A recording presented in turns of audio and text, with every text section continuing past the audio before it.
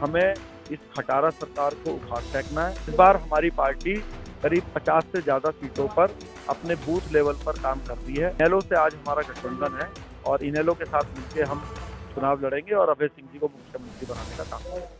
नमस्कार, हरियाणा तक में आपका स्वागत है। करनाल में आज राष्ट्रीयवादी जन लोक पार्टी का कार्यकर्ता सम्मेलन था। कार्यकर्ता पहुंचे थे ज्यादा बातचीत करने के लिए। हमारे साथ इस समय पार्टी के संयोजक शेर सिंह राणा जी बने हुए। आइए सीधा उन्हीं से बातचीत कर लेते हैं। सर, क्या कुछ कहना चाहेंगे? आज कार्यकर्ता सम्मेलन रखा गया था, किस तरह से अब जो है आगामी लोकसभा और विधानसभा चुनाव की तैयारी? देखिए, आज राष्ट्रवादी जन लोक पार्टी का बूथ स्तर का जो ये कार्यक्रम था उसको हमने करनाल में रखा था। मकसद इस कार्यक्रम का ये है कि जो आने वाला लोकसभा का चुनाव है उसमें हमारे जो बूथ कार्यकर्ता हैं, जो बूथ योद्धा हैं, वो किस तरीके से अपने पार्टी का ज़्यादा से ज़्यादा वोट बैंक बनवाएंगे और कैसे लोगों को जोड़कर वोटिंग के दिन वोट डलवाएंगे। और आपस में एक विचार विमर्श भी हो जाएगा, क्योंकि प्रदेश स्तर का जो हमारे जो कार्यकर्ता हैं इसमें मौजूद रहे। कुछ लोग ये कह रहे हैं कि भाई भीड़ कम रह गई, ज़्यादा रह गई। तो मैं उन भाइयों के लिए ये बोलना चाहता हूँ कि ये कार्यकर्ता सम्मेलन है, ये रैली नहीं है। रैली में लोग उनको भी बुला लेते हैं जिनका आपसे कोई लेना देना नहीं होता। ये एक प्योर पार्टी का कार्यकर्ता सम्मेलन है। तो हमारे कार्यकर्ता पूरे प्रदेश से यहाँ मौजूद हैं। उनकी गिनती कम ज़्यादा हो सकती है, लेकिन मुख्य मकसद जो हमारा है वो हल हुआ।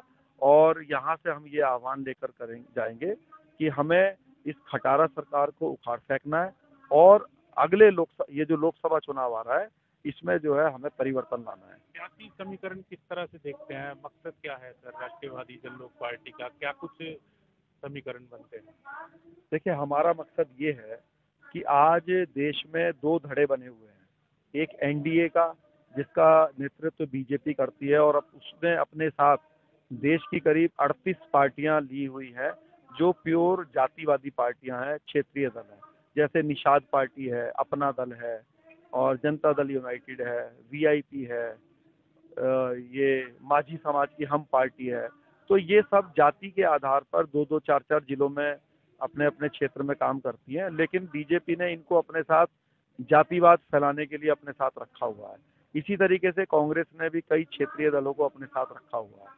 अब होता यह है कि जो लोग राष्ट्रीय पार्टी को डायरेक्ट वोट देते हैं ये सोच के कि भाई ये देश के लिए कुछ काम करेंगे या हमारे लिए कुछ काम करेंगे, ये इन अपने जो सहयोगी दल हैं उनके दबाव में, खासकर जो अपना वोट बैंक है, अगर मैं बीजेपी की बात करूं, जो राजपूत समाज है या जो स्वर्ण जाति है, जो बीजेपी का मेन कोर वोट बैंक है, ये दबाव में कुछ काम कर नहीं पाते हैं। तो हमारा मकसद है कि राष्ट्रवादी जन लोक पार्टी अपने को इस स्थिति में लाए कि सरकार में हिस्सेदारी बनाए, चाहे बीजेपी हो चाहे कांग्रेस हो।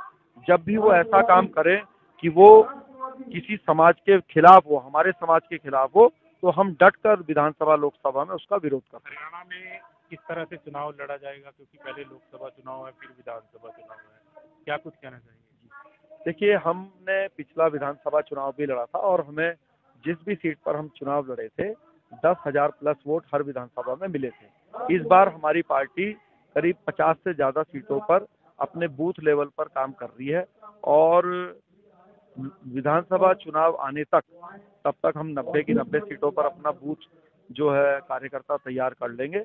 इनेलो से आज हमारा गठबंधन है और इनेलो के साथ मिलकर हम चुनाव लड़ेंगे और अभय सिंह जी को मुख्यमंत्री बनाने का काम करेंगे। तो इसे हमारे साथ शेर सिंह राणा जी तमाम विषयों पर उन्होंने हरियाणा तक के साथ बातचीत की। करनाल से हरियाणा तक के लिए कमल।